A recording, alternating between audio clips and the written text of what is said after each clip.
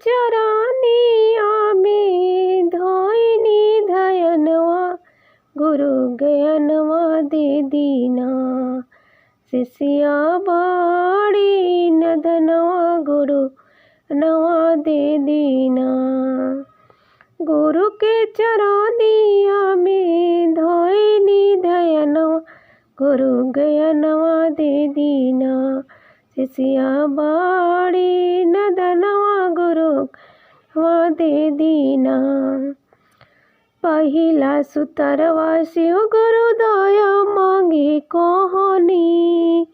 पहिला सुतरवा शिव गुरु दया मांगे कोहनी। कि दया कैसे मांगी ना पड़ल संकट में शरीरिया दया कैसे मांगी ना। शिव गुरु के चरनिया में धोइनी दयन गुरु ज्ञानवा दे दीना। शिष्या आड़ी नदनवा गुरु ज्ञानवा दे दीना। दूसरा सुतरवा शिव गुरु चर्चा करे कहानी। दूसरा सुत शिव गुरु चर्चा करे कहानी। कि चर्चा कैसे करी ना पड़ल संकट में हो शरीरिया चर्चा कैसे करी ना।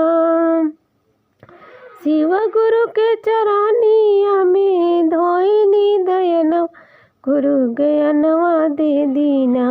शिष्या बाड़ी नदनवा गुरु ज्ञानवा दे दीना। तीसरा सुतरवा गुरु नमः शिवाय जप कहानी। तीसरा सुतरवा ओ नमः शिवाय जप कहानी। कि नमः शिवाय कैसे जपी ना पड़ल संकट में हो शरीरिया। नमः शिवाय कैसे जपी ना।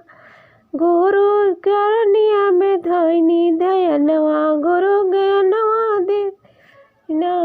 गुरु के चरनिया में धोइनी दयनवा गुरु ज्ञानवा दे दीना। शिष्या बाड़ी नदनवा गुरु नवा दे दीना।